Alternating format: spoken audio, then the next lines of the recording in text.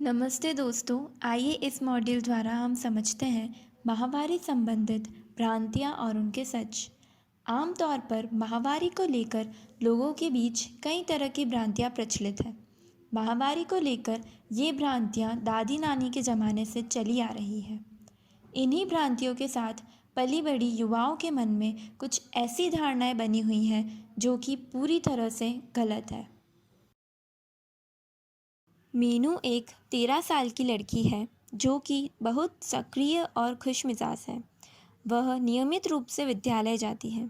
एक दिन मीनू अपनी सहेलियों के साथ खेल रही होती है। तभी मीनू की सहेली मीनू के कुर्ते पर लाल धब्बे देखती है।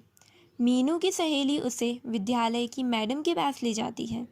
मैडम उसे सैनिटरी नैपकिन देती है।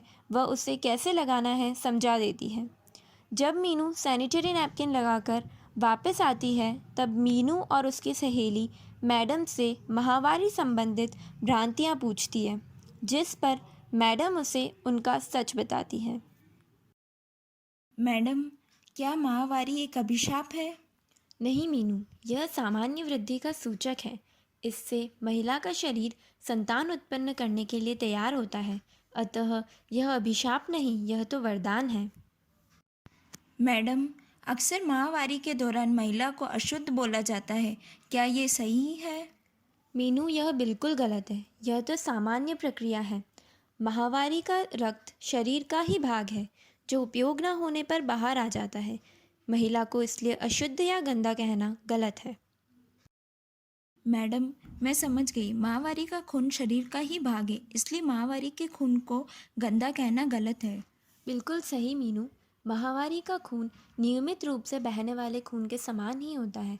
इसमें न ही कोई बदबू होती है और न ही कुछ असामान्य होता है।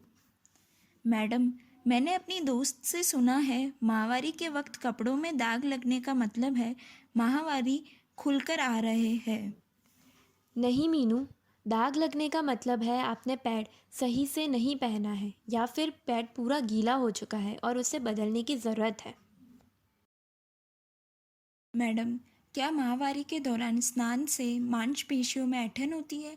क्या इस दौरान नहाना नहीं चाहिए? मीनू, सच तो यह है कि स्नान करना एवं शारीरिक स्वच्छता ज़रूरी है। स्नान के लिए गुनगुने पानी का इस्तेमाल करने से कम ऐंठन महसूस होती है।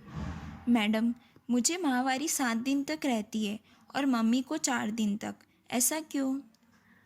मीनू, हर किसी का शरीर अलग तरह से काम करता है, इसलिए सभी का माहवारी चक्र अलग होता है। बदलती उम्र के अनुसार भी इस चक्र में बदलाव होते रहते हैं। मैडम, मेरी दादी कहती है माहवारी के दौरान अचार छूने से वह खराब हो जाता है। ऐसा बिल्कुल नहीं है। माहवारी एक प्राकृतिक क्रिया है, जैसे शरीर से पसीना निकलना। केवल छूने भर से कोई चीज़ खराब नहीं होती।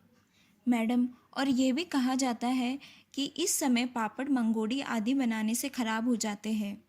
नहीं मीनू, चूँकि इस दौरान शरीर से रक्त निकलता है, इसलिए सफाई का पूर्ण ध्यान रखना चाहिए ताकि गीलापन महसूस नहीं हो। सफाई के बाद कोई भी कार्य करने से सामग्री खराब नहीं होती है।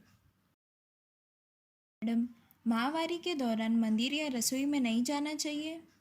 माहवारी एक सामान्य सी प्रक्रिया है। पूर्ण सफाई रखने पर कुछ भी छू सकते हैं एवं रसोई में भी कार्य कर सकते हैं। मैडम, क्या हम माहवारी के दौरान पूजा कर सकते हैं? मीनू, इन दिन महिलाओं को पूजा पाठ, व्रत और मंदिर जाने पर रोक है, लेकिन यह बिल्कुल गलत सोच है। सोचने वाली बात तो यह है कि भगवान जिन्होंने हमें यह दिया है, वह किसी भी ऐसी नारी के छूने से कैसे अशुद्ध हो सकते हैं। मैडम, मैंने घर पे और आसपास में बड़ों को ये बात कहते सुना है कि माहवारी से पहले लड़की की शादी करा देनी चाहिए। लड़की की पेड़ों की हड्डी, गर्भाशय, प्रसव मार्ग एवं स्तन पूर्ण रूप से 18 वर्ष तक विकसित होते हैं। अतः इससे पहले शादी उसके लिए घातक होती है। हाँ मैडम, मैं भी ये बात जानती हूँ कि लड़की के विवाह की सही उम्र 18 वर्ष है और लड़कों की 21 वर्ष है। हाँ मीनू, यह बिल्कुल सही है। क्या माहवारी में शरीर से बदबू निकलती है? नहीं मीनू, योनि द्वार से निकला रक्त जब हवा के संपर्क में आता है तो बदबू आने लगती है। व्यक्तिगत स्वच्छता के अभाव से भी बदबू आ सकती है। पूर्ण सफाई जैसे रोज़ नहाना, अंदर के कपड़े धोकर पहनना, सैनिटरी नैपकिन को दिन में कम से कम 3 बार बदलना, जांघों को साफ रखना एवं हाथ धोना आदि करने से बदबू नहीं आती है। क्या मैडम मैं माहवारी के दौरान खेलकूद में भाग ले सकती हूँ? हाँ मीनू, रोज़मर्रा की गतिविधियाँ सामान्य रूप से कर सकते हैं। इन दिनों खेलकूद में हिस्सा ले सकते हैं, व्यायाम कर सकते हैं, पर पेट पर दबाव न पड़ने दें।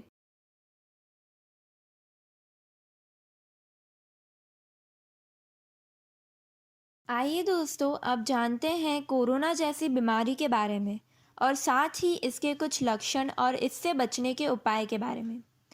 कोविड-19 एक श्वास संबंधित बीमारी है जो कोरोना नाम के वायरस से होती है। अब देखते हैं कि ये वायरस फैलता कैसे है। संक्रमित व्यक्ति के खांसने या छींकने से, संक्रमित व्यक्ति के निकट संपर्क जैसे कि हाथ मिलाने से, दूषित वस्तु संक्रमित सतहों को छूने के बाद मुंह, नाक या आँख को छूने से। इस बीमारी के लक्षण हैं बुखार, सूखी खांसी, थकान, सांस लेने में कठिनाई या सांस की तकलीफ, सीने में दर्द।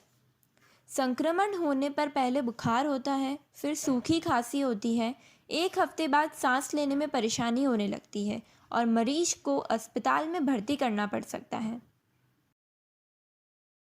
कोविड-19 या कोरोना से बचने के कुछ उपाय हैं। बार बार साबुन से हाथ धोएं।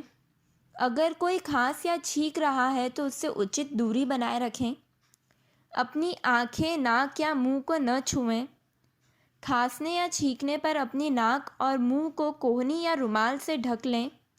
अगर आपको बुखार या खांसी है और सांस लेने में परेशानी हो रही है तो तुरंत चिकित्सक को दिखाएं।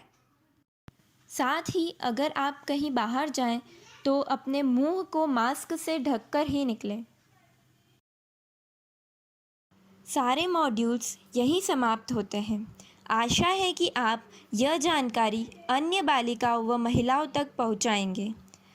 यह प्रशिक्षण जूमियो इंडिया प्राइवेट लिमिटेड के कॉरपोरेट सोशल रिस्पॉन्सिबिलिटी के तहत सृष्टि सेवा समिति द्वारा 10,000 महिलाओं व बालिकाओं के जीवन में बदलाव लाने के लिए तैयार किया गया है। धन्यवाद।